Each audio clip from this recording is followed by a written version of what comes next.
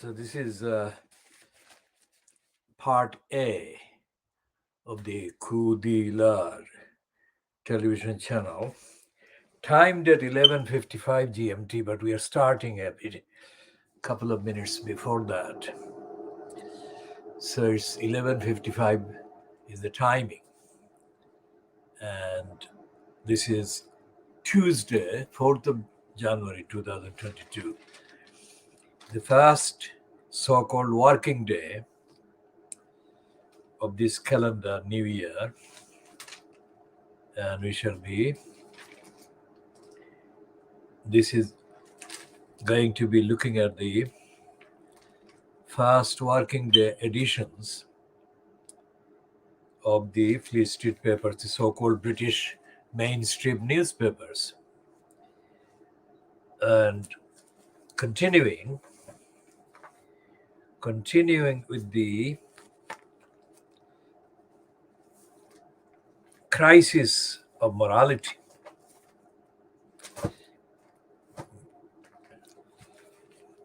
Found in the monarch, whom we call Brenda, Queen Elizabeth II,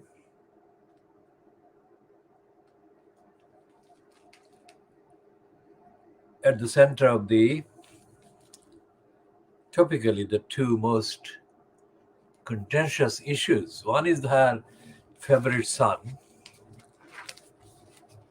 picture in the Daily, buying Boris Johnson graph with his accuser, Virginia Roberts, who is now known as Virginia Roberts Jeffrey. The Jeffrey is spelled Gieffre. When she was a teenager, the period when he allegedly raped her 3 times. Now, some people may think, that why is she smiling? Well, it's simple, because she was trafficked. And the physical circumstances must be forbidding, intimidating, and she must have been under instruction to smile for the camera. Now, here is the body of Ghislaine Maxwell, who is standing just there, smiling. She was the abuser as well. According to more than one witnesses, victims of Ghislaine Maxwell, Ghislaine herself sexually abused the girls who were abused by Epstein, and she joined in the abuse, and she independently abused them, including physically checking various parts of the bodies of these girls, and then commenting whether those girls' bodies would be suitable for the exploitation and abuse by the criminal Epstein that she was pimping for, or she was acting as the madam for, as the trafficker for, as the agent for, as the procurer for.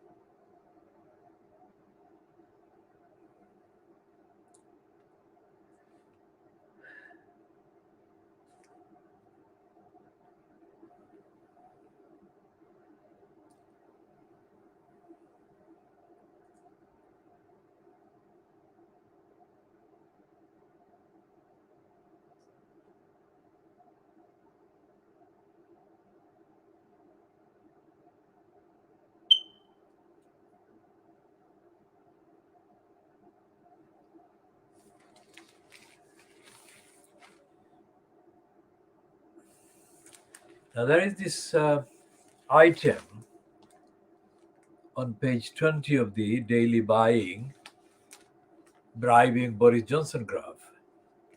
This piece is byline to this column, so-called, is byline to Celia Walden, who has written this piece for the first time in many years that I can actually refer to without condemning her.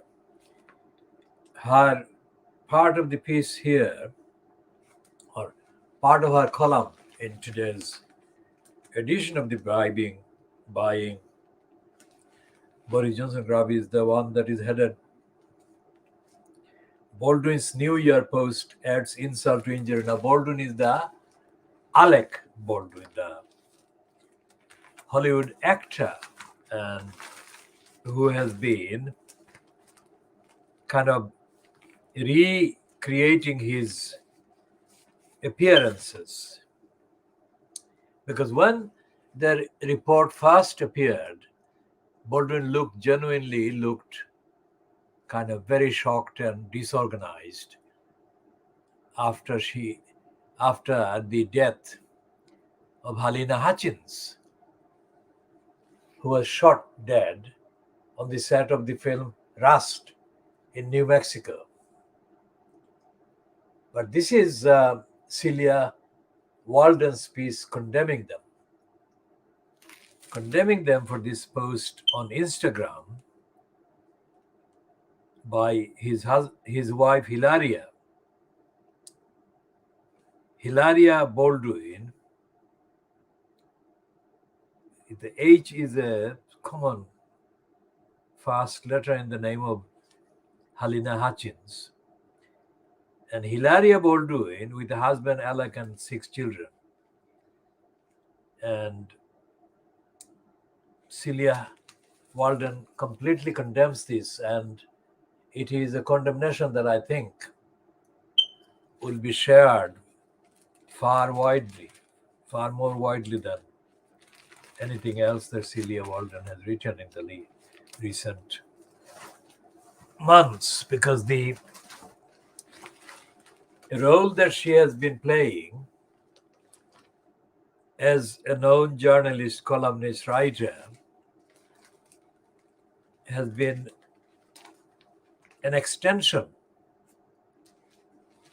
of the person she has been married to,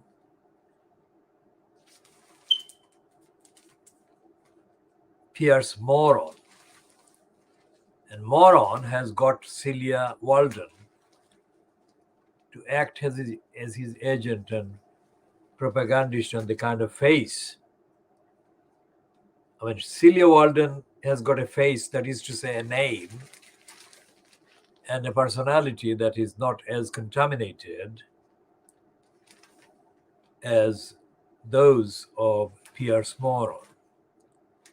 And Morgan knows that, so therefore he got her into doing things, little kind of dropping things, small items, asking television executives, especially aiming at ITV company, to give him a job. Because although he staged a walkout from the Good Morning Britain program where he was appearing as a regular host for many years. Although he staged a walkout and was praised by fellow racists, including by Andrew Neil, the Brilopad, and other racists influenced in the British media, solely on the evidence that Brilopad was hostile to Meghan Markle on racist grounds, and they fully endorsed the racist Piers Morgan. Now, Celia Walden is not kind of expressly, overtly racist, but because she has been married to the Moron, I think it was a marital coercion, or as he might put it, persuasion, that has led her to become an extension of his propaganda and public relations after his humiliating, in effect, sacking by the ITV company. The ITV company are not kind of the center of virtue and morality. The ITV company, being a racist company in Britain, were left with no option but to sack him after Meghan Markle correctly told them of the criminal behavior that Piers Morgan had indulged in at that particular time. Cecilia Walden became the only person in real kind of terms who took up the kind of task to reinstate Piers Morgan. Now, Piers Morgan is now about to be given a platform by the dirty digger, Rupert Murdoch, on his latest television channel, Murdoch's television channel.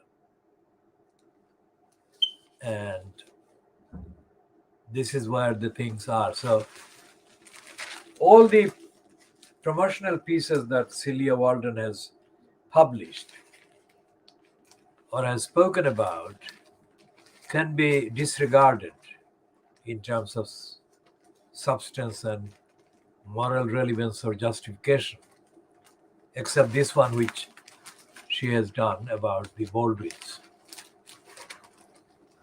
Now, there is a piece on page 17, which is the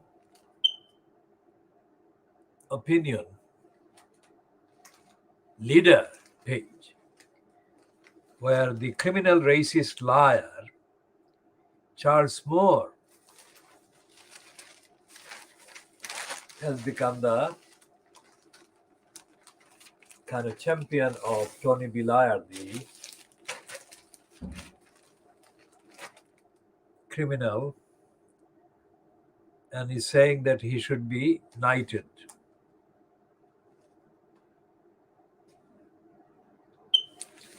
And even this criminal, Charles Moore, says, besides, he does deserve it. This is not because he was necessarily right. Now, even he admits that Tony Blair was not necessarily right.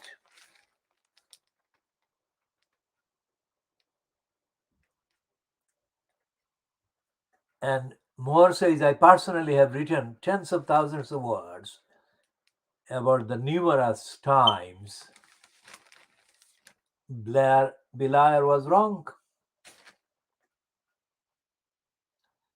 And he then contradicts himself. It is because he was successful. Now, what is success? Taking part with George W. Bush in targeting millions of innocent people for massacre and genocide.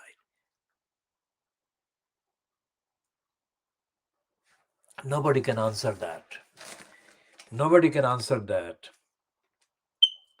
And nobody can justify that. Not one single life can be sacrificed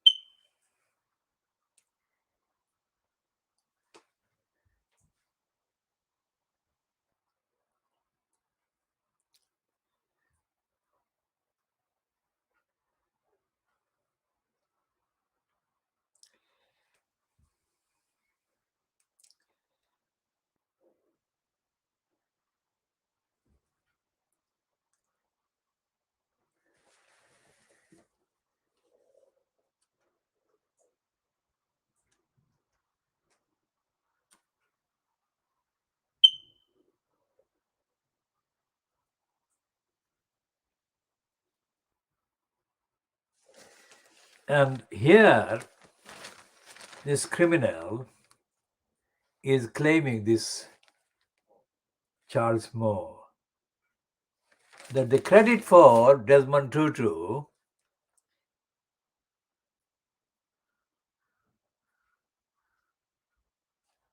doing his best to try to change the terrible divisions in his native South Africa actually belongs with England. Can you believe this? So this is the world exclusive diagnosis of Fleet Street, which is a street of shame, disgrace, racism, denial, stupidity, and perennial corruption. This is coming to you online, only on the internet, not on the satellite or terrestrial platforms. It's coming to you only on the internet, and it is the edition of 11:55 hours GMT as part A of the KhoodeelaarTV television channel, the BabyAngelGeronimo editions being broadcast live on Tuesday, the 4th of January 2022. So one was the Brenda's favorite son, Andrew, and the other is, of course, Tony Liar. And as rarely as it happens, it has happened this time as well. There is a call for Tony Liar to turn down the dishonor. That's the top of the Daily Mail's front page. Now that's Liar, and that's, of course, on the right. On the left of the screen, but right of the screen as the viewer sees it. That picture of Brenda's son with his accuser, Virginia Roberts, who accuses him of raping her 3 times at the beginning of the current century. So that piece about Tony Liar, we shall read on that one on page 10 to 11. And I think I'm going to focus on the bit on page 11 because it's bylined to Andrew Pierce, who is a racist and an opportunist and a supporter of the Iraq War. Now, what do I mean by that? Because he's now pretending in this piece that he's not a supporter of the Iraq War. He was not a supporter of Blair's war on Iraq. But actually, during the period of Tony Liar being in post, Andrew Pierce appeared. Andrew Pierce appeared more than once. In fact, several weeks on the weekly program on BBC News Channel and BBC kind of world operation called Dateline London. And this is Andrew Pierce's name there. And today in the Mail he's saying that if Blair has any ounce of dignity, shred of dignity, he would turn down the title. And the reason why people are asking Brenda to refuse him that dishonor and for Blair to not accept it and for Blair not to be given any honor at all is to do with the very Iraq war that Andrew Pierce himself took part in propagating for on BBC's Dateline London, which program had as a guest, sometimes as a co-guest with Andrew Pierce, Michael Gove, who was not an MP at the time, and also less frequently the Guardian's columnist Polly Toynbee. As ever, Polly Toynbee pretended to be not 100% kind of fan of Liar, but she too appeared to support the narrative, despite the differences in the kind of wording and phrases. She supported the narrative of imperialism, the narrative of attacking Iraq, the narrative of colonialism, imperialism, and massacre and genocide. There is nothing that Toynbee has said in those appearances, that is, or during that period, that actually showed her as standing out as a critic of Tony Blair's massacres, genocide, racism, and the agenda of crusading anti-Muslim hatred and hostility. And in this piece, we shall be reading bits from this Andrew Pierce piece today. Andrew Pierce doesn't really depart from the anti-Muslim crusader agenda of the last 1100 years. And it doesn't recognize the human rights of the millions of victims of Bush and Blair's murderous attacks on Afghanistan and Iraq.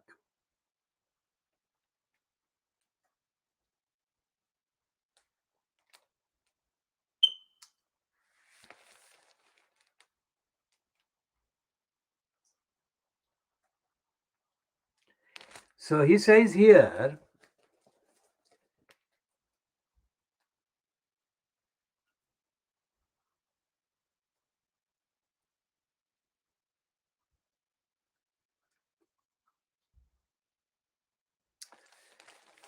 now here he says, Andrew Pierce,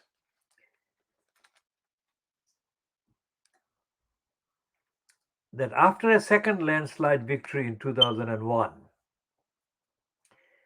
it was clear that the power had already gone to his head. That is, Tony Blair's head, because Blair had originally, quote, kind of led the Labour Party, quote, within quotes, to electoral win in May 1997. And the second one was, of course, in 2001. And it was clear that power had already gone into his head, or to his head. One headline after his win in the Labour supporting Daily Mirror declared, "I will cure the world. From Afghanistan to Rwanda, Israel to Northern Ireland, the Congo to global warming. We can sort it all out." That is according to Andrew Pierce recalling what the Daily Mirror said, or Daily Mirror quoted Tony Blair as saying after the 2001 election. Now, Pierce says that the British people soon found out. Now, I'll read that again. The British people soon found they had to pay a heavy price for their Prime Minister's Messiah complex. In the same year, Blair took the country into a war in Afghanistan which cost 457 British lives. Now, notice that. Pierce is saying that 457 British lives were lost. That is what was the most important thing in that regard, according to Pierce in the Daily Mail. And then he goes on, and for what? 20 years on, with the Taliban back in control, the families who lost loved ones and the thousands left maimed will be forgiven if they thought it was all in vain. But nothing remains a bigger stain on Blair's reputation than the war in Iraq, a war in which 179 British military personnel lost their lives. Hundreds more suffered life-changing injuries, and more than 200,000 civilians are estimated to have died. Now notice this racist criminal's linguistic device. He uses the word British when he says 179 British military personnel lost their lives. And then he says 200,000 civilians are estimated to have died. He doesn't say 179 military personnel, British military personnel are estimated to have died. But he says estimated about the civilians whose nationality he doesn't name. So when we say we're doing world exclusive diagnosis of Fleet Street, we are doing this kind of very deep and detailed forensic diagnosis of the racist, anti-Muslim criminal, warmongering Fleet Street, where a piece which is supposed to be critical of Tony Blair on the very same war is hiding the identity of the victims of Liar's murderous massacre and genocidist attack on the people of Iraq. So therefore, it is no wonder that the likes of Charles Moore says that Tony Blair deserves to be given the knighthood, as does Lindsay Foyle. Well, his name is Hoyle, but I'm calling it Foyle.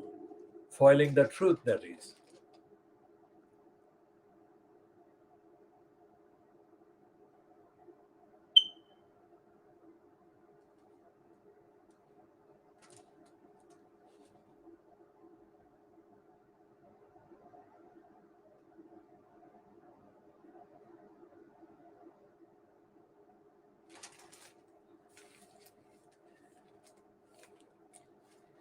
And he says that this Andrew Pierce says that we are still paying the price for that is Liar's vanity, greed, and folly. If he had a shred of dignity, he would turn down the title. Now, if Tony Liar's critic, so-called, Andrew Pierce, which is not a genuine critic, had honesty, he would say the names of the people, or name the country of the nationality and the religion of the people murdered and massacred and genocided by Blair, which took place in Afghanistan and in Iraq and elsewhere in the region. So, because the likes of Andrew Pierce are not genuine, when they pretend to be critical of the mass murderer Liar, the mass murderer gets away.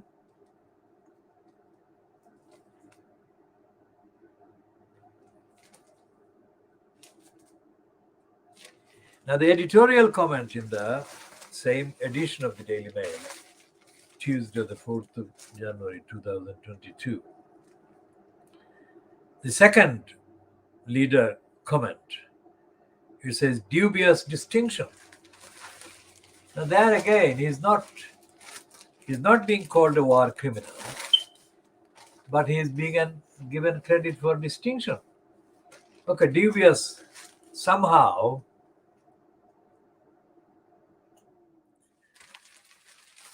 kind of qualifies it, but it is a distinction nonetheless.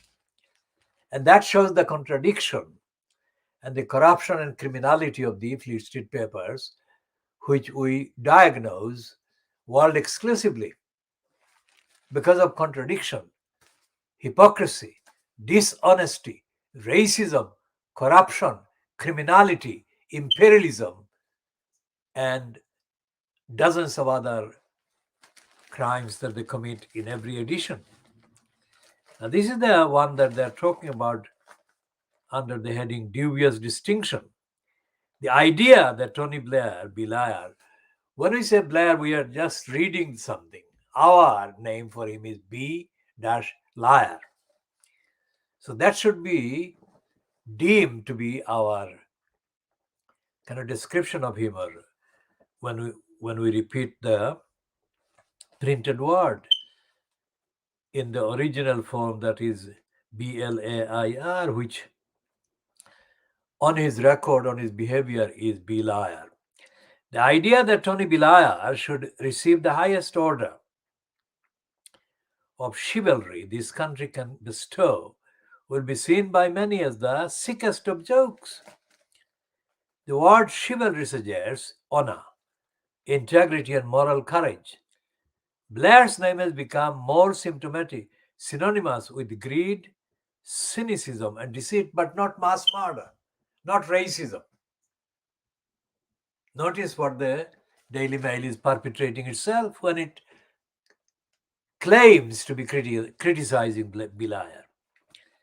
Some 500,000 people have signed a formal petition for his elevation to Knight of the Garter to be rescinded. And little wonder, he took us to war in Iraq on the basis of a dossier of evidence he knew to be a confection of inflated claims and half-truths. They're not even then calling it a lies, pack of lies.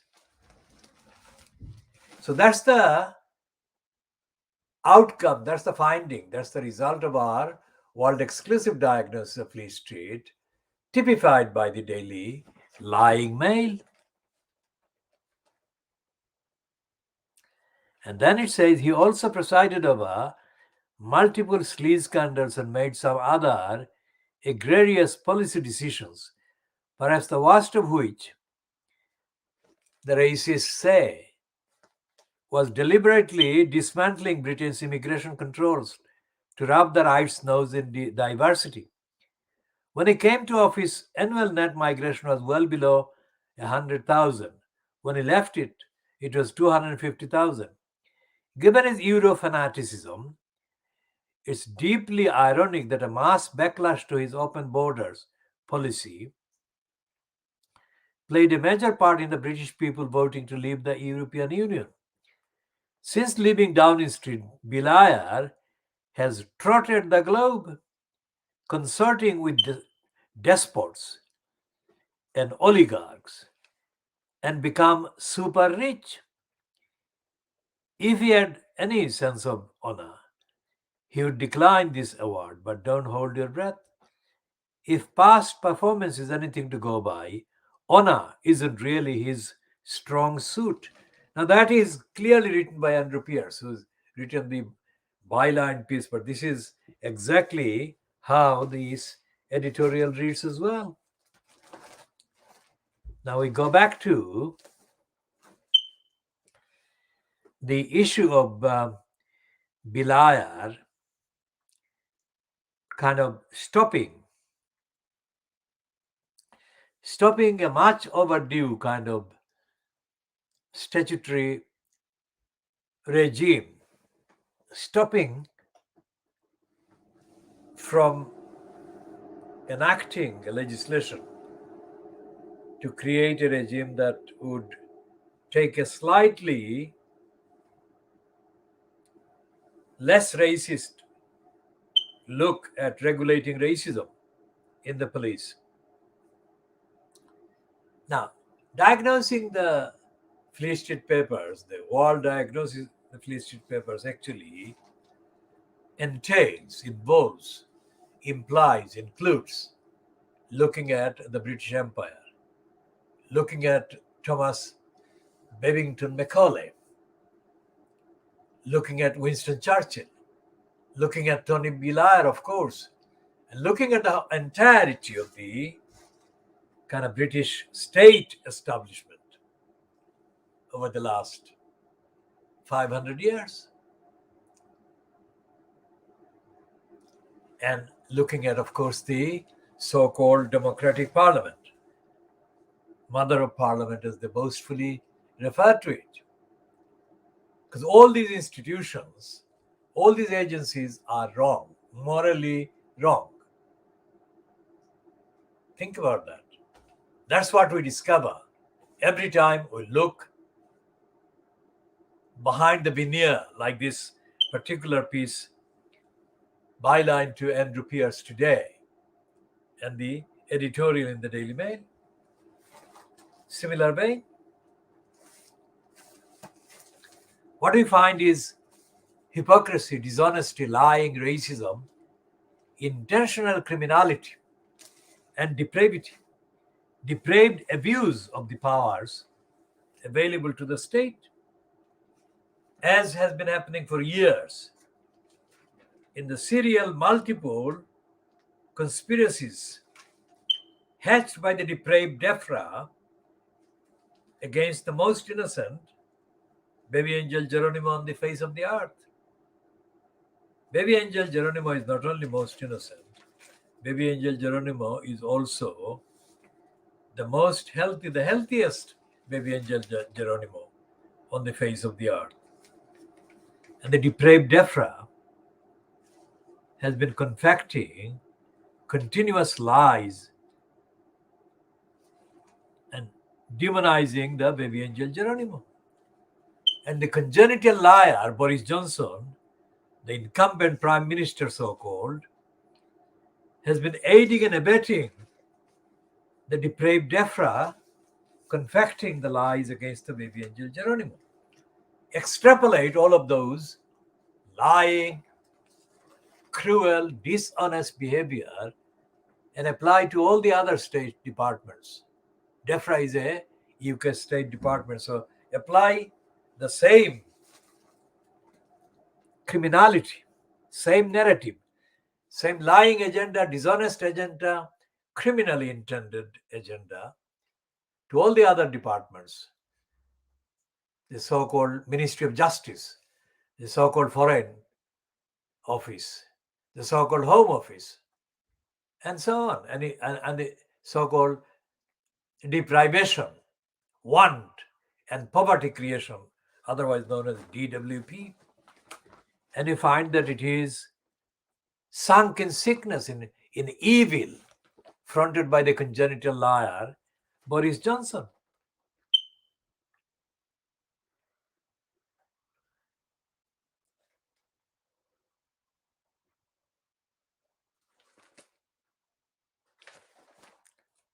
Now, there is a small piece in the Guardian promoting Keir Starmer. The Starmer is complicit with the criminality narrative and agenda fronted by the congenital liar Boris Johnson. And Starmer has actually gone on the record as agreeing with the murderous plot against the innocents, devised, confected by the depraved DEFRA.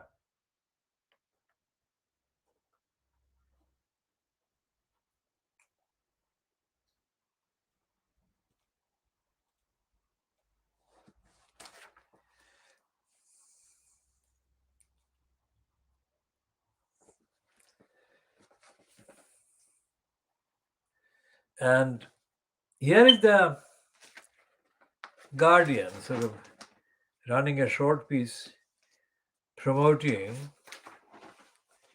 Keir Starmer politically. On the evidence, we say, and contextually, that Starmer is the political murderer of the Labour Party. That far from being different, let alone being an alternative to the scum party, the scum regime fronted by congenital liar Boris Johnson,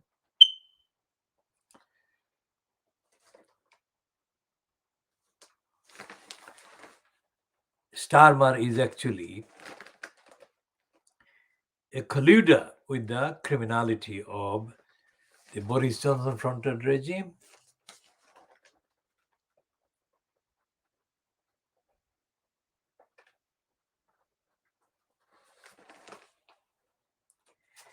And there is absolutely no evidence that Starmer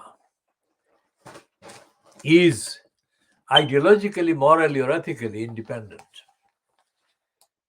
So he has politically murdered the Labour Party, and he's continuing to murder the Labour Party on the assurance given by the enemies of the ideals of the Labour Party that the only way to power under the banner of the Labour Party is to abandon the Labour Party, its policies and principles, equally to abandon the international obligations that the United Kingdom owes to society, to international community, and to the public. So this heading on page 13 of the Guardian today, the 4th of January 2022 reads, Keir Starmer's speech aims to cement Labour's lead in the polls. Now, cementing is a deadlock, isn't it? I mean, if he cements it, then it's not going to move, literally. Cementing is the wrong word.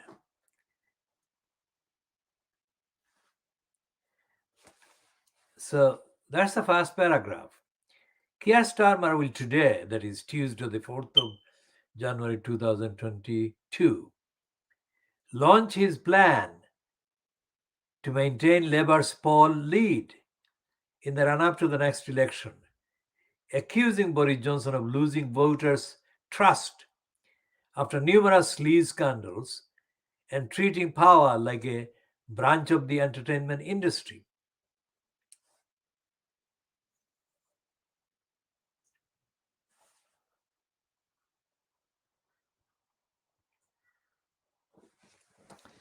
So the piece ends with this statement.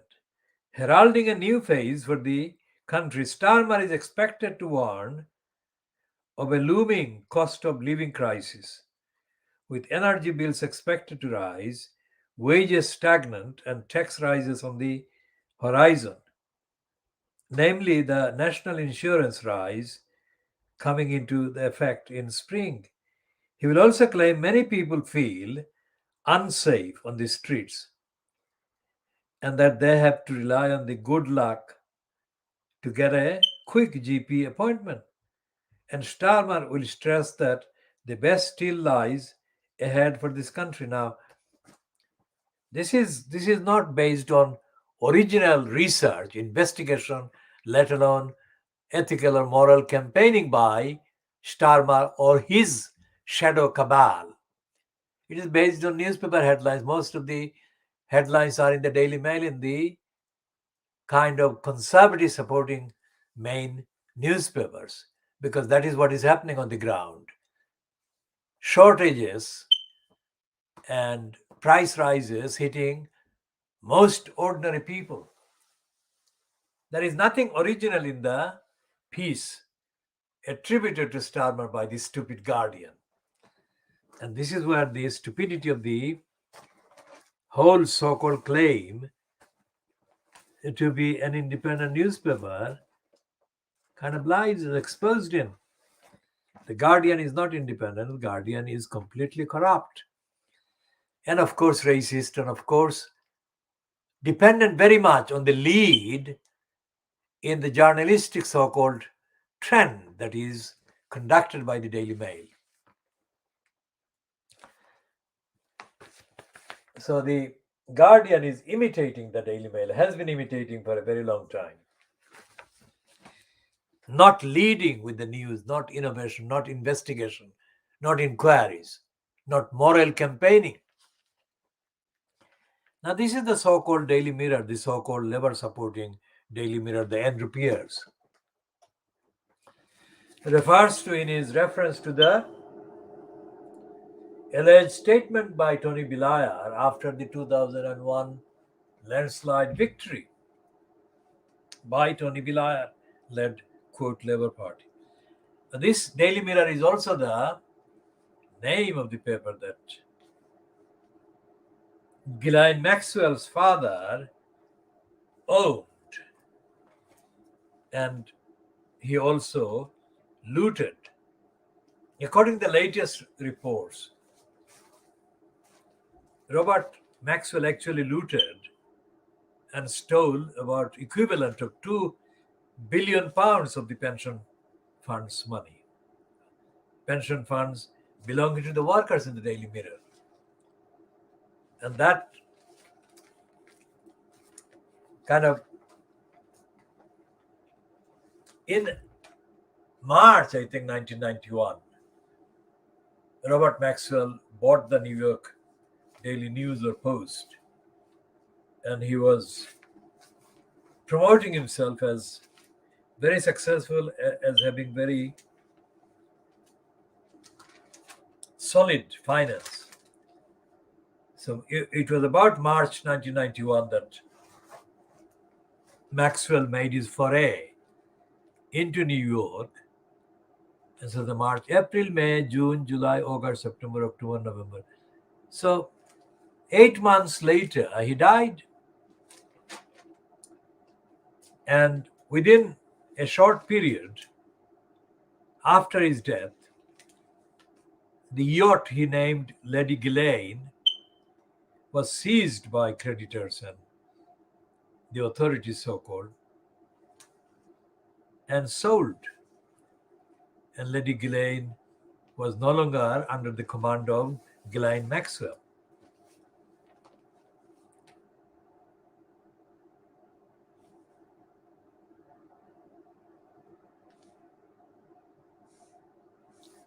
And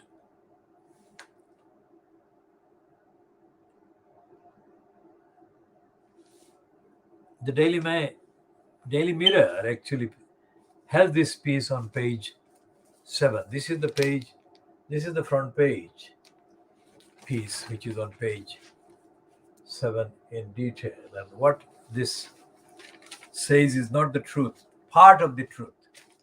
Because all these newspapers, let's say, before reading that, all the Fleet Street papers are completely, they have in common deep ignorance about main kind of factors. Let's say about the law, they are very deeply ignorant because they are repeating without any qualification, without any substantial, significant qualification, let alone reservation, against the propaganda coming from Andrew Windsor, that is the Brenda's son, that unsealing, that is making public the previously not publicly available deal between Epstein and Virginia Roberts. That unsealing that, making that public in itself would make Andrew Windsor innocent. How does it work? It works in this way. They say that the contents of that particular deal, that is the agreement, which involved her, Virginia Roberts, being paid about £370,000 equivalent to today's price, say, would help Andrew Windsor's claim that he didn't know her, let alone rape her, let alone have any contracts with her. This is so stupid because the deal was not between him and Virginia Roberts. Okay, that's number one. Number two is that he is denying any association with Epstein on sexual matters. If that is the case, then how is it that a claim of rape by him of Virginia Roberts is even affected by that deal between Epstein and Virginia Jeffrey?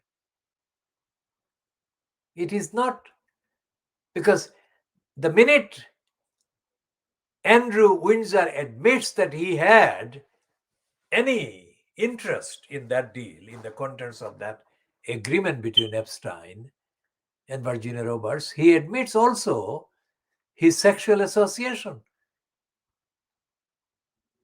So that is on a very kind of mundane, ordinary standard and level, very stupid.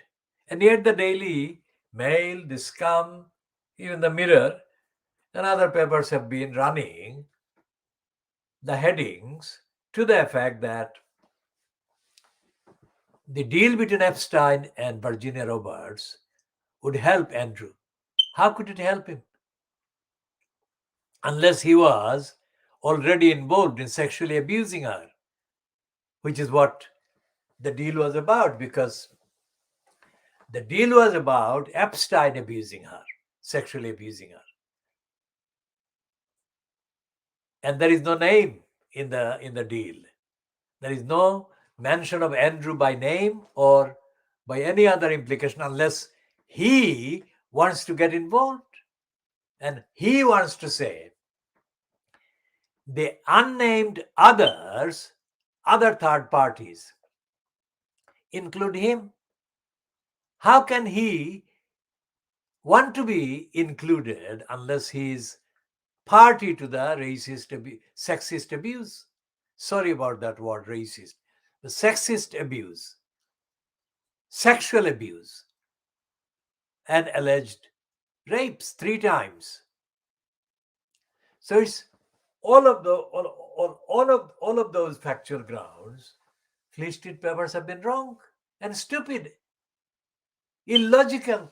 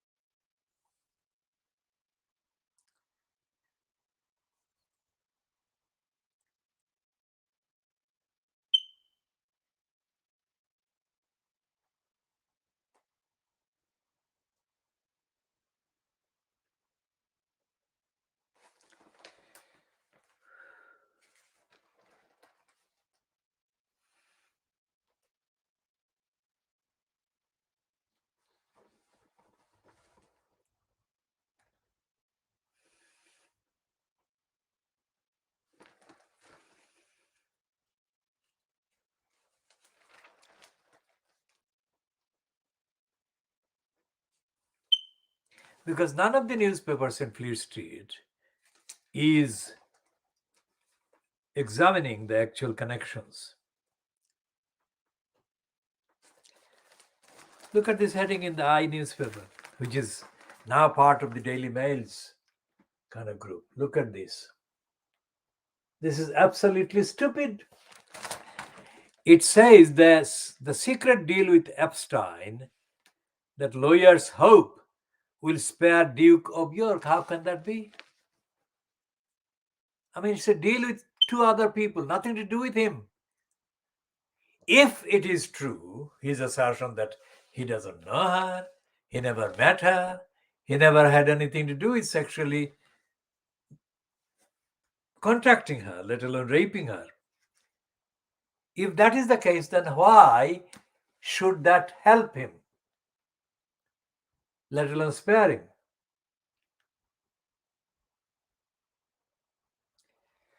The truth is that that is a third party, fourth party kind of event. Epstein and Roberts were 2 other people, nothing to do with him.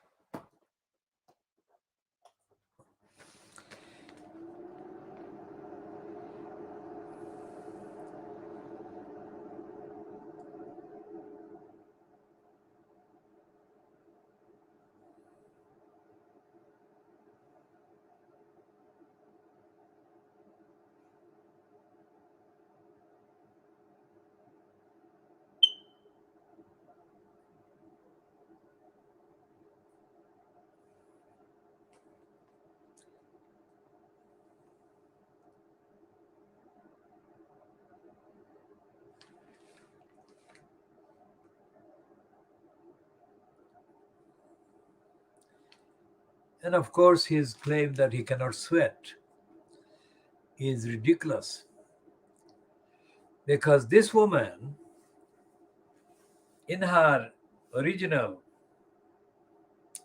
detailed statement against Andrew Windsor, has referred to his profuse sweating, not just sweating, but profuse sweating, when she was in physical intimacy with her. She would never make such a statement if it wasn't true. So her lawyers are saying, or prosecutors are demanding, evidence from him, Andrew Windsor, that he cannot sweat.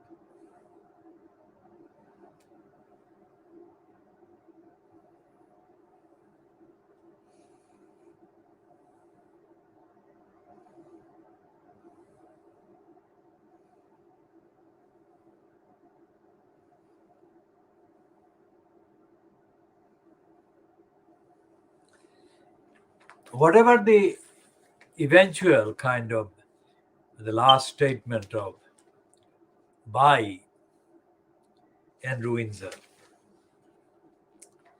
about the various sexual assault rapes against him, rapes allegations against him, this will be his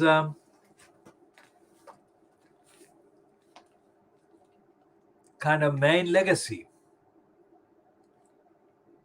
And it would be a horrible legacy for Brenda.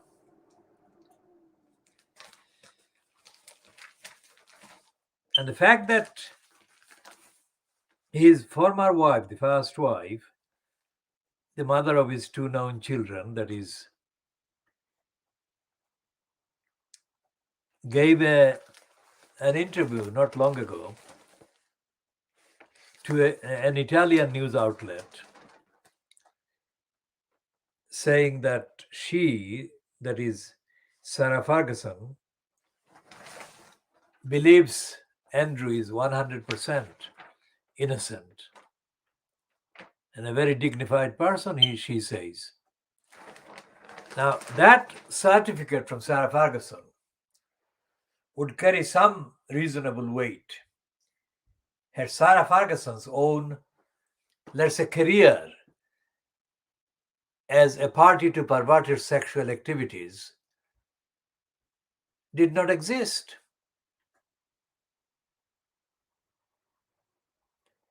So Andrew is not being supported by somebody with moral integrity at all.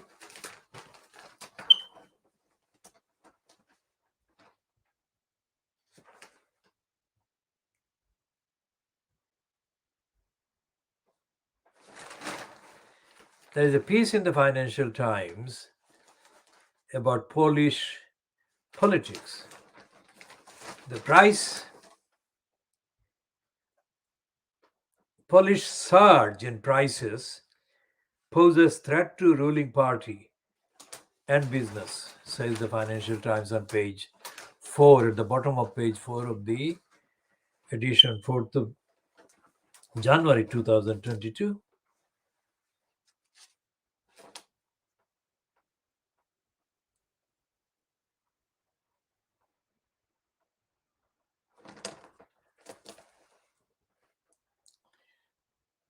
And there is this item about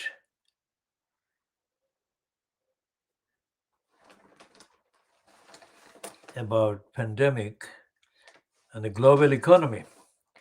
In the Financial Times, page 6. Pandemic uncertainty rule for another year. And the first item on that page, page 6 of the Financial Times on Tuesday, the 4th of January 2022, reads Hong Kong's free press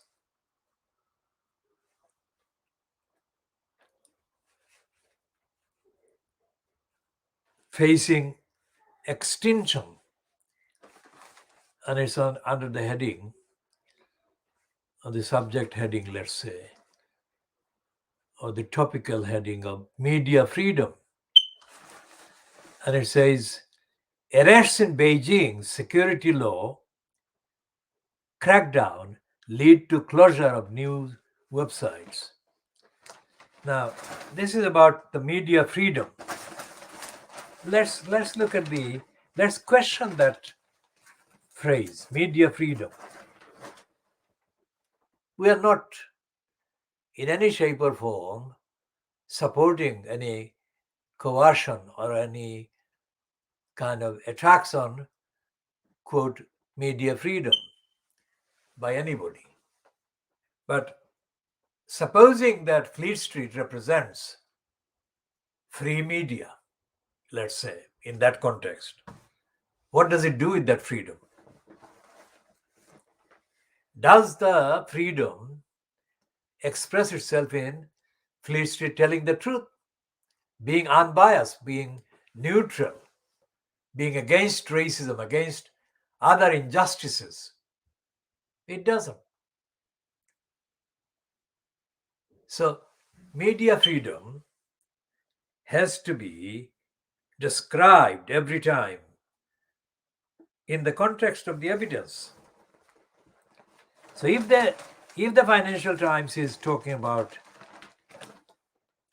media freedom and Hong Kong's free press facing extinction as part of the narrative against the Chinese regime, then of course it is completely untrue and untruthful.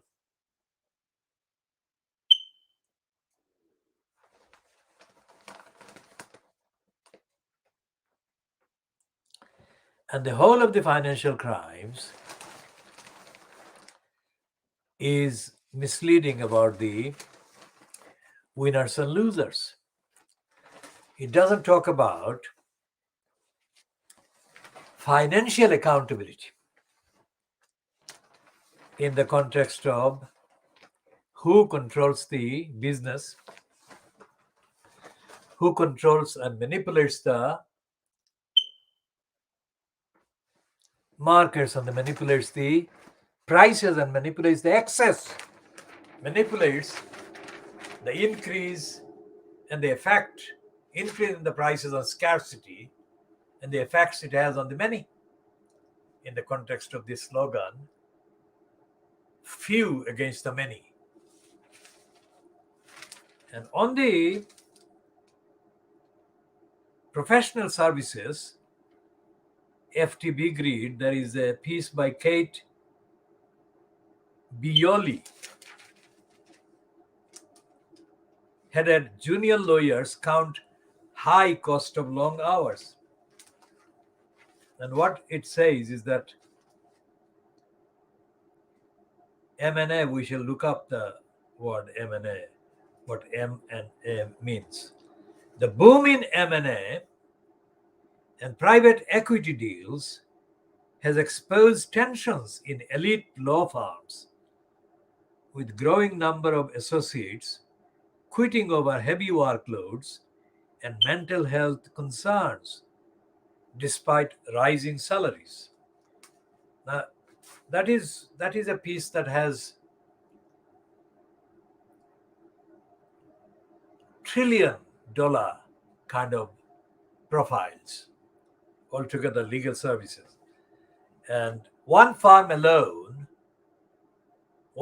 firm alone has had income of nearly $500 million. Think about that. Now, what is this about? This is diagnosing, world exclusive diagnosis of Fleet Street. And this financial crimes is a Fleet Street paper. They're talking about law firms, one law firm, and we should look for the law firm, name of the law firm.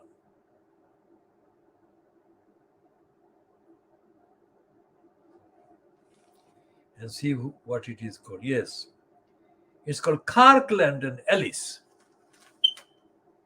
So read the whole paragraph there. Some of that bounty flowed to firms such as Kirkland and Ellis, which has surfed a private equity wave of takeover deals over the past decade to become the world's highest grossing law firm. It's not just America's highest grossing law firm, it's the world's highest grossing law firm. The Chicago founded group turned over close to $5 billion in 2020 and advised on 674 deals worth almost $400 billion in the first 3 quarters of 2021 alone, according to global data. 400 billion. I mean, that is bigger than the entire national GDP of many countries in Africa and Asia. 400 billion.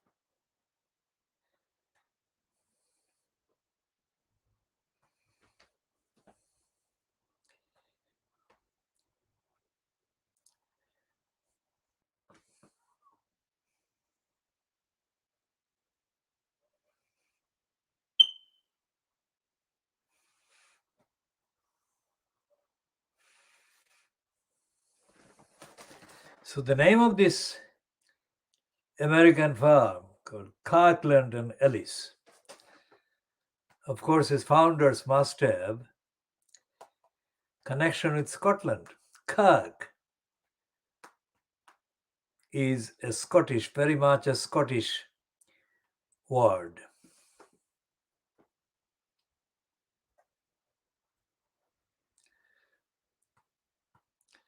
Let's check this one.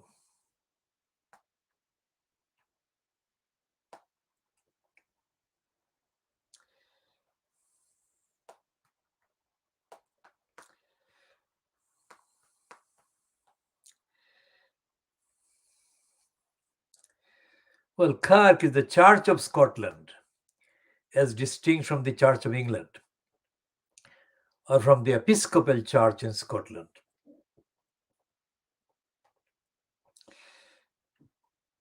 Kirk is a Scottish and former Northern English word meaning church. It is often used specifically of the Church of Scotland. Many place names and personnel names are also derived from it. So I got that correct.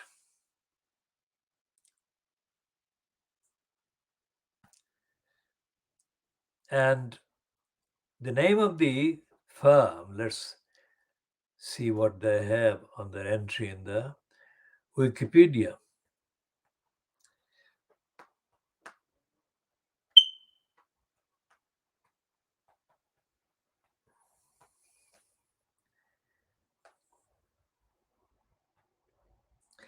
So the Kirkland and Ellis have their entry on the Wikipedia, of course. And they got 18 offices. Number of attorneys 2,725. Number of employees 5,721. And the key people are listed as John A. Ballis, Chairman, Management Executive Committee. And the revenue in US dollars is 4.83 billion as of 2020. And it was founded just 113 years ago, it says, in 1909. And the founder was Robert R. McCormick. Well, if it's not a Scottish name, it's an Irish name. And he was a member of the McCormick family of Chicago who became a lawyer.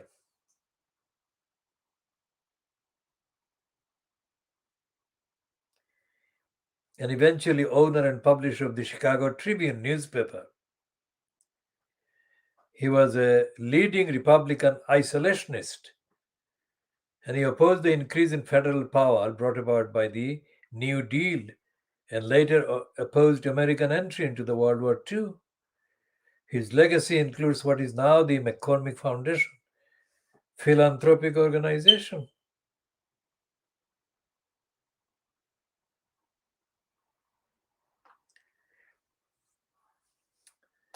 So he's the one who founded the law firm, Kirkland and Ellis.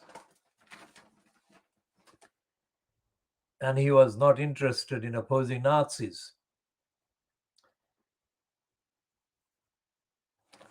And this piece, this is a long read, or big read, FT big read. It is the complete, utterly corrupt, anti-society, anti-societal promotion for these crooks trading as law firms.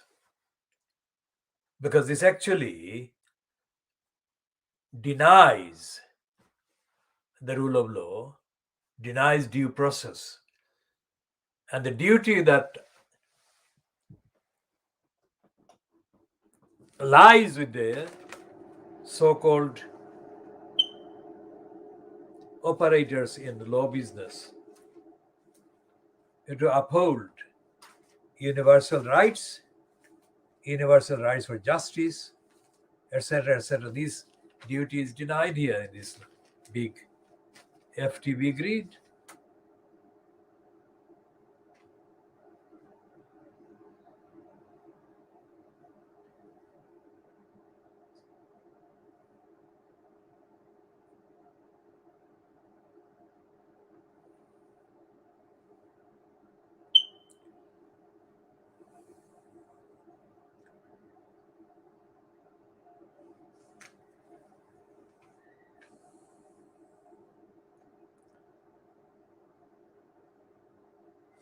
And the pressure on lawyers, the lower ranking lawyers, is being expressed in the rising mental health problems.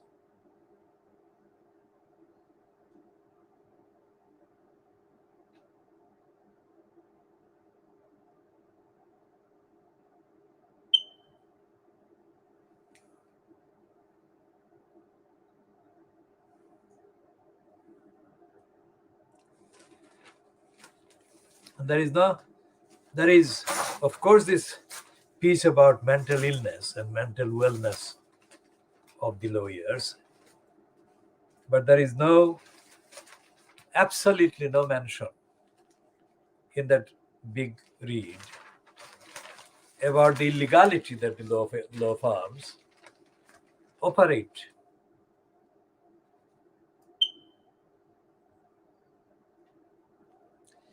And this Uttar Pradesh India bond liar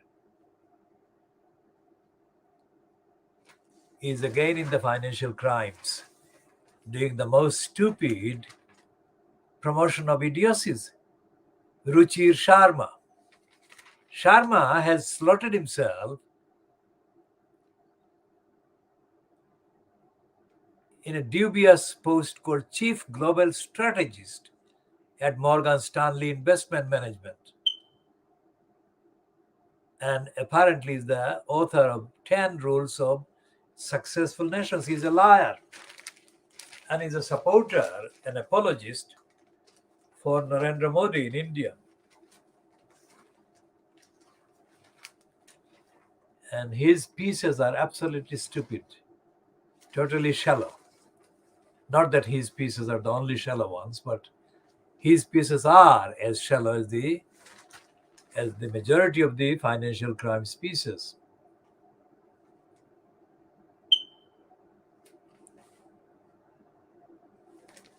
There is a piece in the financial crimes about Apple. Apple Computer has become the first time the $3 trillion worth company.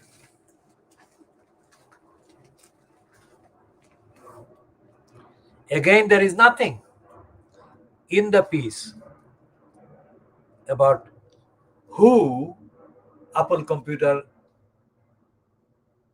robs and loots,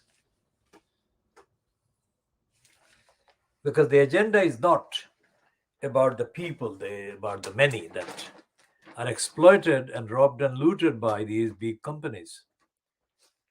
That's not part of the agenda of the financial crimes.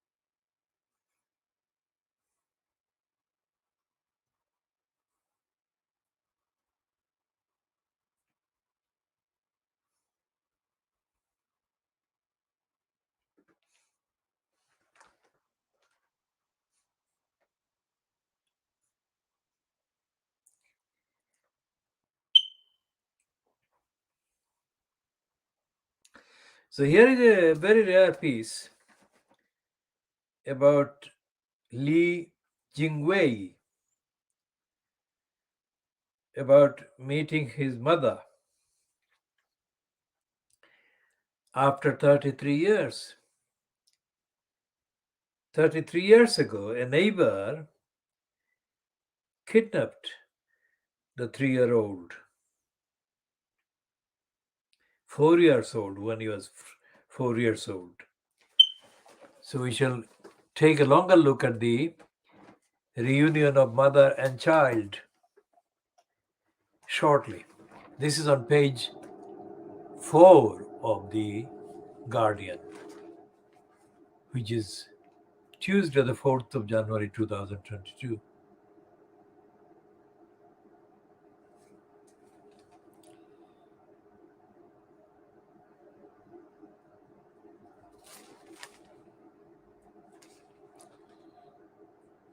And there is a piece from Kenya. So British Council in Kenya has been accused by current and former British Council employees, Kenyan British Council employees, that is African, of racism. Let's read this piece. And the British Council has launched, now this is ridiculous starting. The first paragraph should read the bit about racism. Instead, they're saying the British Council has launched an inquiry into allegations. Now, think about the psychology of this. This means that the British Council is innocent. So innocent that they are standing apart. They are not involved in the racism. They're acting once again as the superior element, investigating allegation as if they are innocent. And there was another piece by Mark Ramprakash,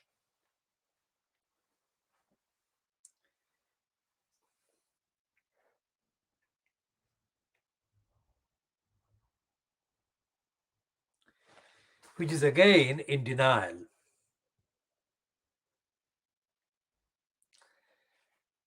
Against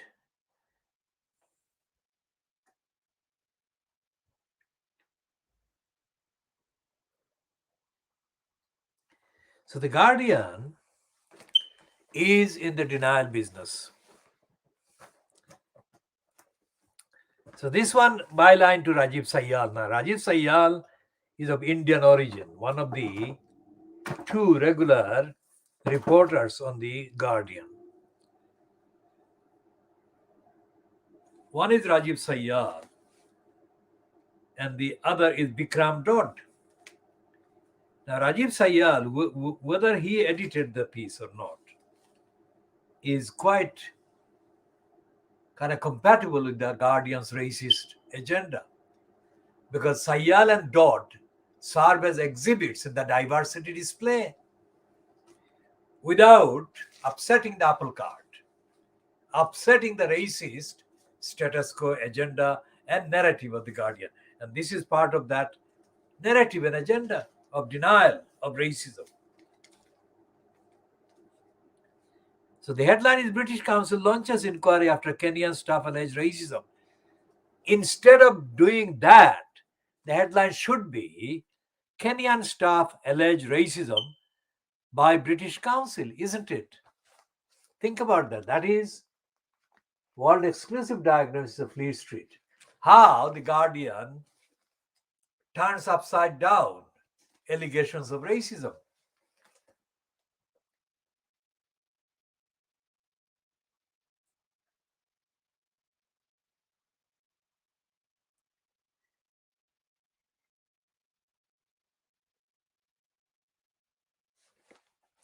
Now, this is the quote that should have been in the first paragraph.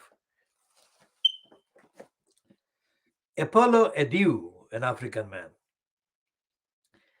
a former program manager at the office in Nairobi, said, many former and current employees believe that there is a racist culture in the organization, that is British Council, which goes back many years. Now, in the British Council, situated in the Nilkhet area in Dhaka, in Bangladesh, in the 1960s, I mean, they had a very racist environment and access and everything. So it's not like this is the only one that is being talked about as being racist.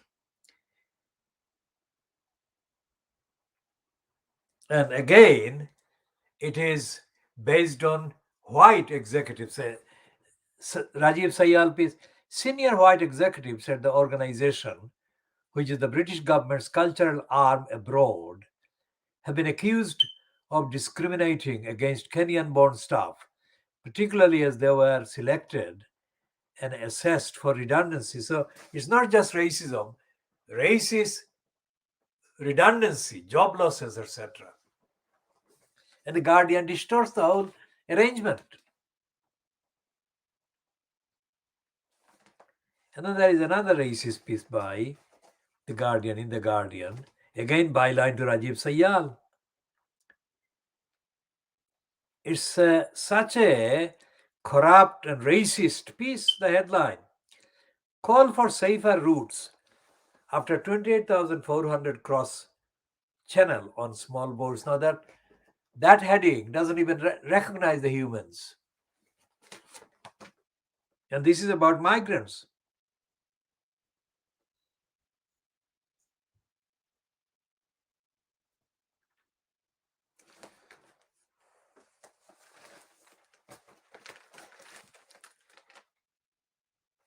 So this is the Financial Crimes talking about Apple becoming the first $3 trillion company. The market value is $3 trillion.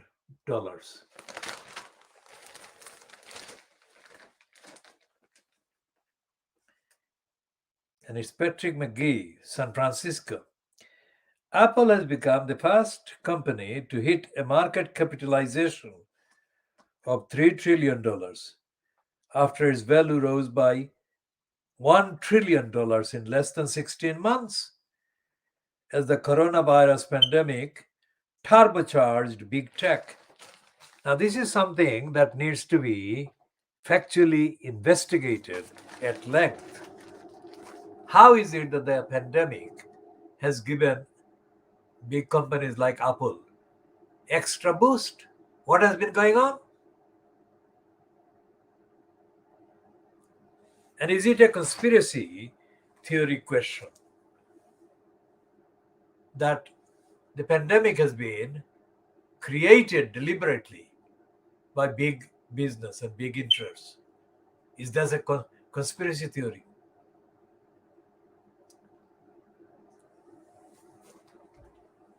We shall be checking the facts on that and updating accordingly.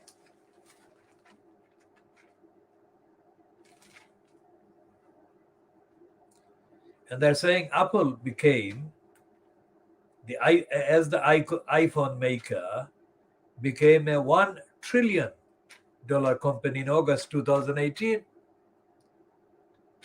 And 2 years later,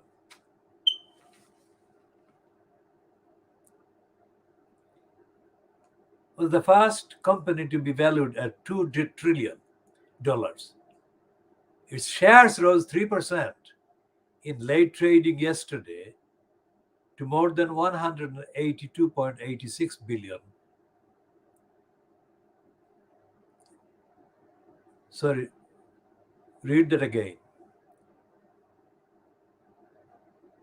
Its shares rose 3% in late trading yesterday to more than $182.86, not billions, crossing the new threshold.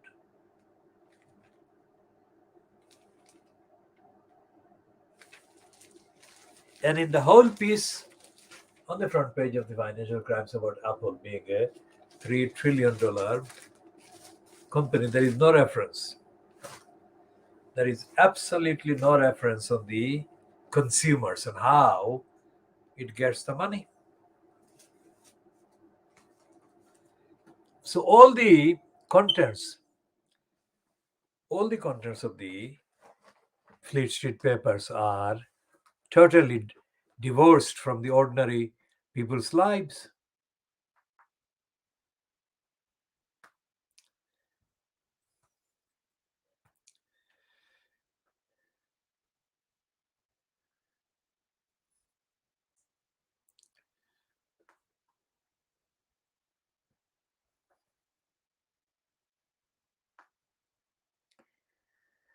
So we'll talk again about Tony Blair, about Andrew Windsor, about Brenda,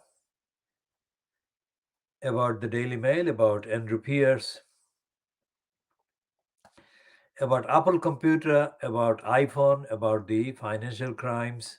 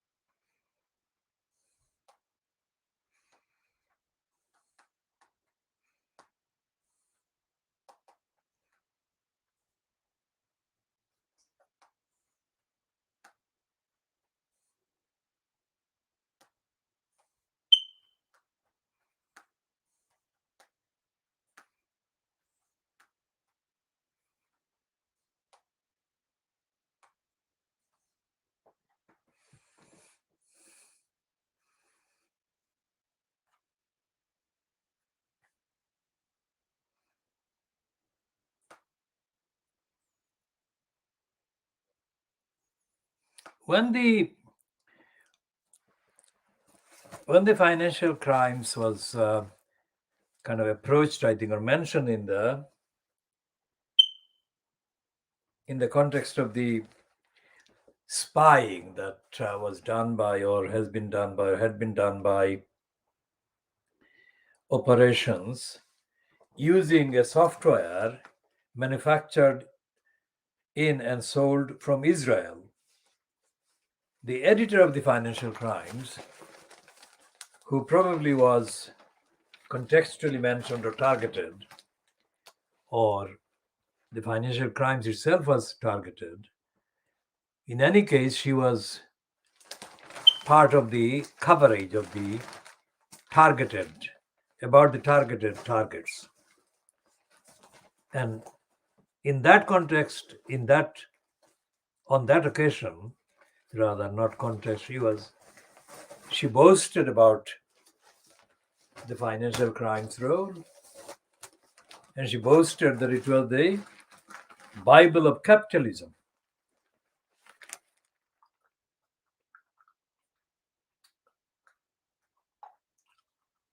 That individual person, was born in Lebanon,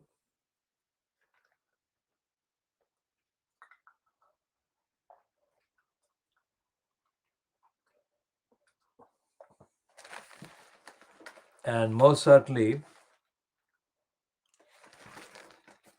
is a Muslim. And so to use the Bible of capitalism as a metaphor is, of course, very significant. That shows her brainwashing, the impact that brainwashing had on her. Now, going back to Tony Blair in the Daily Mail on page 10, it says that Parliament has been denied chance to debate the demand for scrapping Tony Blair's knighthood, because, first of all, members of Parliament only debate certain petitions on condition that the petitions are posted on the Parliament website. But even if the petitions are posted or attempted to be posted on the Parliament website, there are certain restrictions on the topics that the Parliament members are allowed to debate. And there is a permanent block on the issue of honors being allowed to be debated by the members of Parliament, which means that this is all a lie. When they say that the petitions must be put or operated or organized by the Parliament website, if petitioners want the petition subject to be discussed or debated by Parliament members, that is one aspect of the lie. But then it discloses that you cannot debate every topic. You cannot debate every issue. You cannot debate every demand. So think about that. Anyone watching this in any location, any area, or any sphere, which is outside of the UK itself, or independent of the UK, let's say, may think that it is kind of acceptable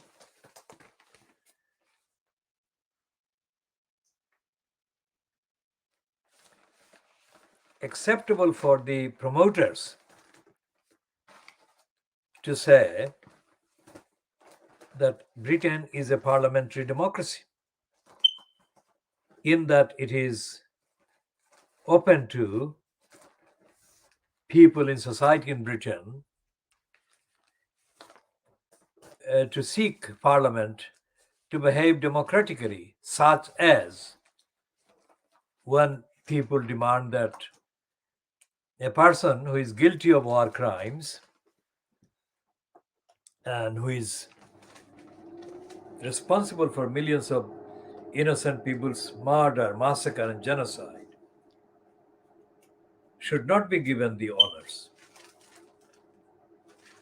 But the people would be wrong to assume that, as is the case now. It explains, and the explanation is contained as a reiteration of the actual behavior as carried in the Daily Mail today. It says Parliament is denied chance to debate it.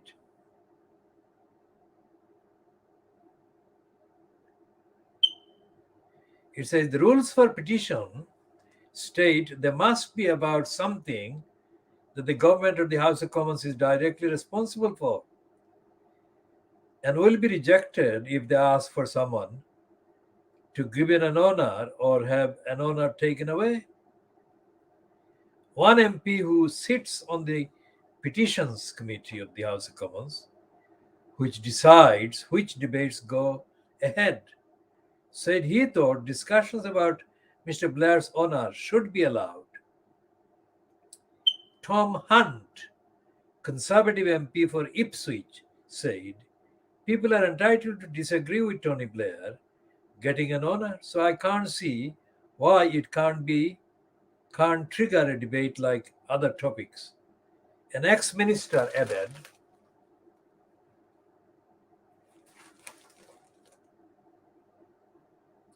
Parliament is the voice of the people, and MPs should be free to debate this if the required number of signatures is reached.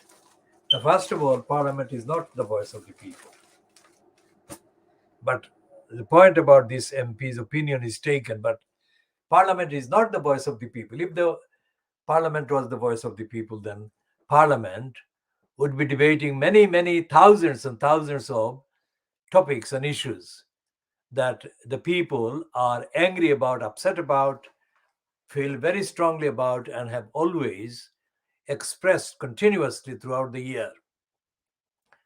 Opinions about many things that are going wrong with reference to the government, with the parliament, with the regime.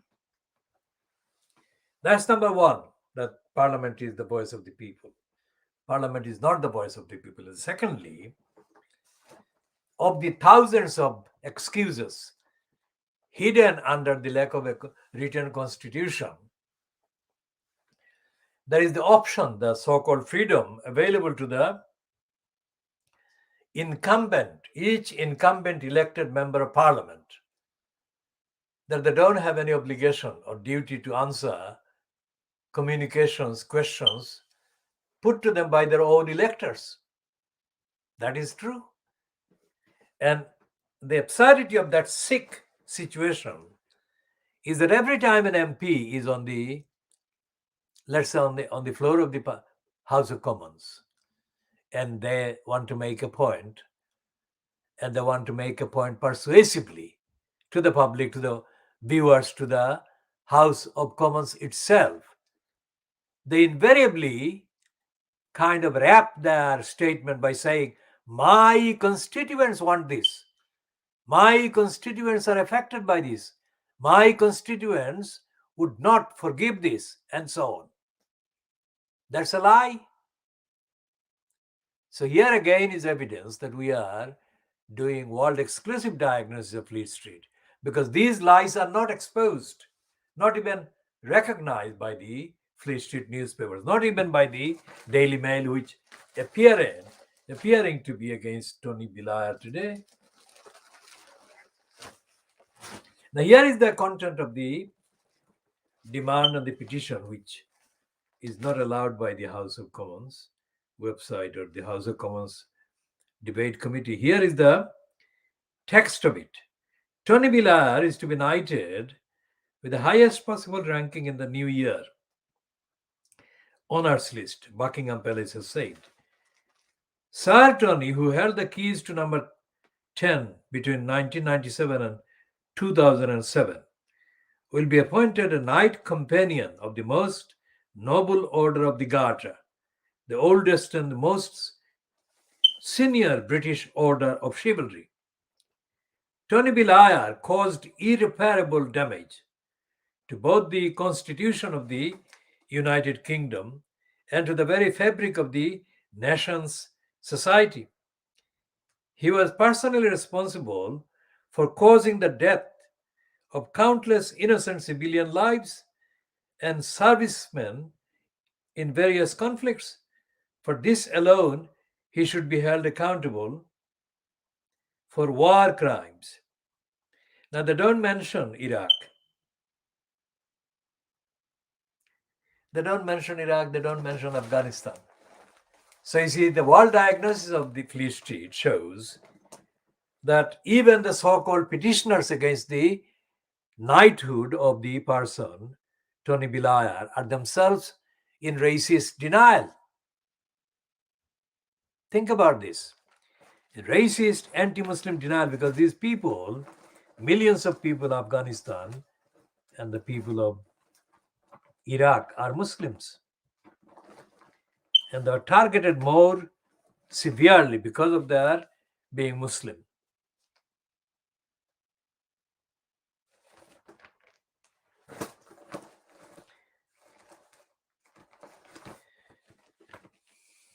And this is the wrong heading in the Murdoch scum. Because this is a completely false kind of hyping. Whatever the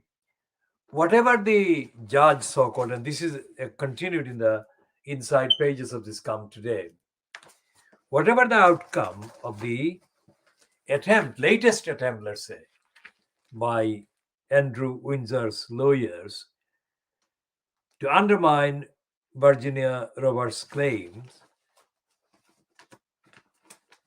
is not going to be relevant, because The real crime is his rape, sexual assault, his abuse. It doesn't matter where the victim or victims moved after they were sexually abused, raped, trafficked, exploited. It doesn't matter at all. Because the crime is not about their movement, their house, their electoral behavior, or whatever. The crime or crimes is or are his sexual abuse, his alleged rape of them, and his very long standing relationship with sexual kind of predator, Ghislaine Maxwell, which are all undeniable.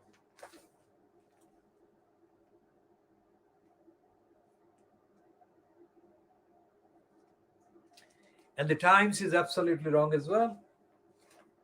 Remember, the Times boasts of, still kind of relies on the boast that it is the newspaper of record. It's nothing of the kind. It says, the heading says in the Times, Duke's legal team buoyed by release of court papers. That's an absolutely stupid headline. Completely stupid. Because the court papers don't have anything to do with Andrew Windsor.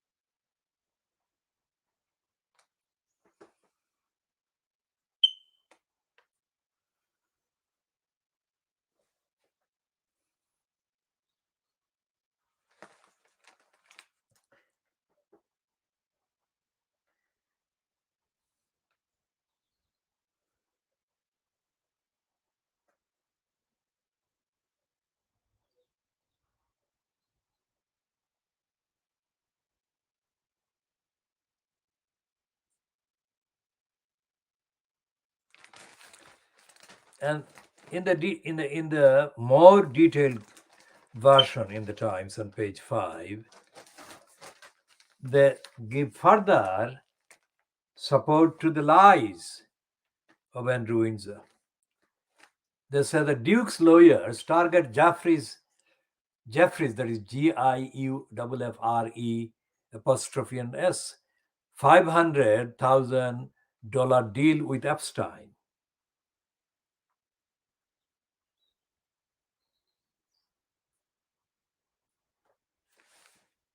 This is absolute rubbish.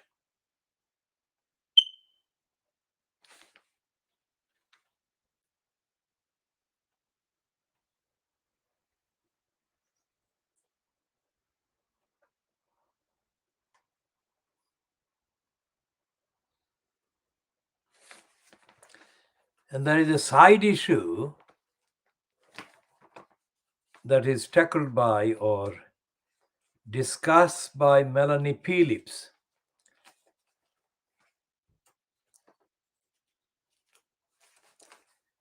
in the Times on page 24 today, which says, or which is under the heading, the tyrant's worst trait is their claim to virtue. Like the Sacklers and Stalinists, Ghislaine Maxwell says that she was doing the world a favor. Now, what is Melanie Phillips's take here on this one? After Ghislaine Maxwell was convicted of sex trafficking, a Vanity Fair journalist, Vicky Ward, published the transcript of an interview with her from 2002. Vicky Ward asked about the allegations by Maria and Annie Farmer that Maxwell and Jeffrey Epstein, both of them, Ghislaine Maxwell, a woman, was accused of sexually abusing those women.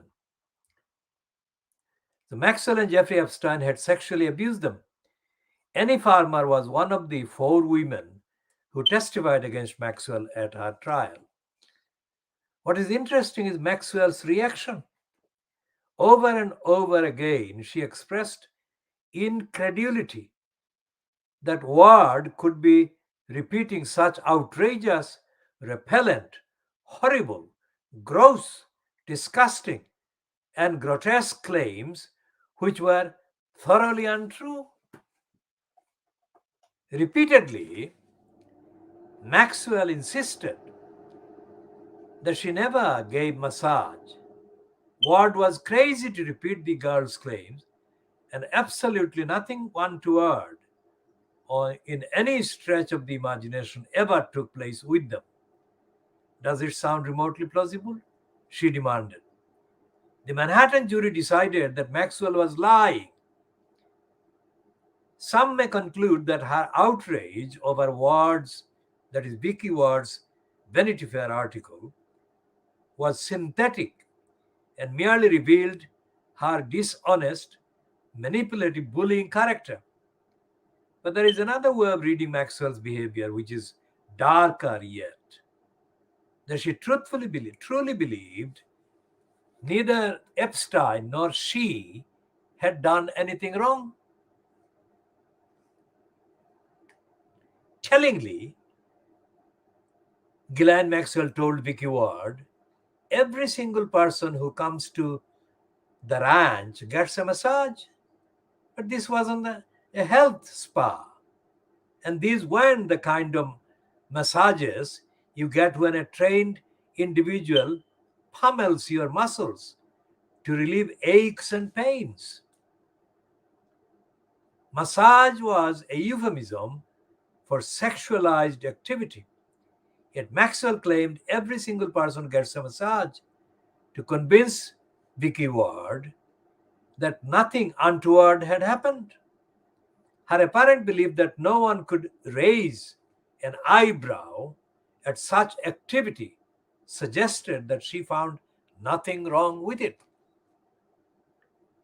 There are echoes of such criminal self-deception in one of the worst medical scandals in American history, the Sacklers.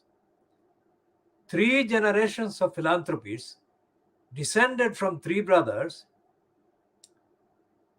who were all doctors, became one of America's richest families with a collective net worth, according to Forbes, of $13 billion. Much of that wealth came from the painkiller OxyContin, marketed by the family business, Purdue Pharma. OxyContin is now seen as having initiated a wave of opioid addiction that has led to the deaths of more than 450,000 Americans. In a 2007 criminal case, Purdue admitted misbranding the drug as safe when it was not. In 2020, it pleaded guilty to conspiring to mislead regulators and paying illegal kickbacks to doctors and others aimed at pushing higher sales of the deadly killer drug. Carolyn Maloney, chairwoman of the US House Representatives Committee on Oversight and Reform, said at the time, at the behest of the Sackler family, Purdue targeted high volume prescribers to boost sales of OxyContin, ignored and worked around safeguards intended to reduce prescription opioid misuse, and promoted false narratives about their product to steer patients away from safer alternatives and deflect blame toward people struggling with addiction. As shown in Patrick Radden Keefe's book, Empire of Pain, the Sacklers originally developed OxyContin to treat pain from cancer. Then they realized there was a vast untapped market in chronic pain from back, necks, arthritis, and so on. But OxyContin was an opioid which the public associated with addiction. To counter this, Purdue argued that its unique properties made it safer than other opioids, a wholly false claim written into the safety leaflet in the drug packaging. But OxyContin was an opioid which the public associated with the addiction. Okay. Yet throughout, the Sacklers have at best voiced regret but taken no personal responsibility for their actions. Kathy Sackler, who sat on Purdue Pharma's board from 1990 to 2018, told the committee, "I thought Purdue was acting responsibly to reduce the incidence of abuse and overdose while still serving those in need of pain relief. There is nothing that I can find that I would have done differently based on what I believed and understood then." As Red and Keefe shows, it was hardwired into the family's mythology that its activities were helping to save lives. So there was nothing wrong with aggressively advertising OxyContin to persuade doctors to prescribe it. Nothing wrong with the concealment. Nothing wrong with concealing its addictive properties. Nothing the family did could be wrong because its intentions were noble. The Sackler and Maxwell scandals illustrate how people can persuade themselves that black is white, including their own motivation. Many tell a story about themselves that is somehow heroic. Thus, they stand for decency, compassion, resistance to oppression, and so on. If this clashes with demonstrable realities, including their own venality, they cannot see it. That's not just because doing so may risk material hardship or a criminal record. It would also destroy their view of themselves as decent people, and few can live with that.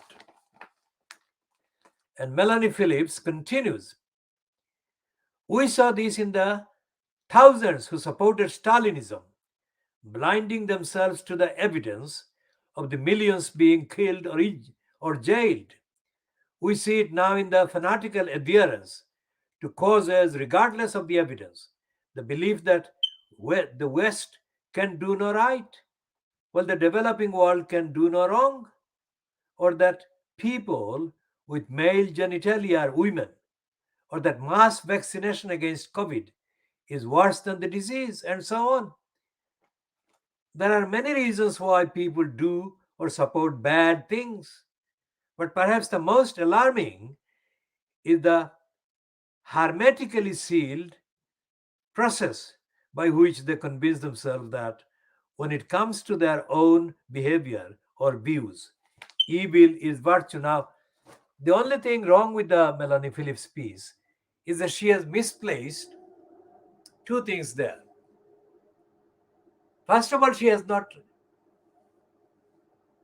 recognized the row about Tony Blair, who caused millions of people's, hundreds of millions of people's murders and massacres. And by extension, the murders and massacres of the imperialist occupations of countries in Africa and Asia. The latest topical one, of course, is the shooting of from 300 to 1500 innocent protesters in the Punjab in Amritsar on the orders of General Dyer, the British general, who had closed the exit routes of the people from the area enclosure, and he ordered the soldiers to keep shooting at them until they ran out of ammunition. I mean, Melanie Phillips completely destroys her very article, which otherwise was absolutely correct about the Sacklers. So that is world exclusively diagnosed the Fleet Street. Melanie Phillips, exposed as a racist liar herself.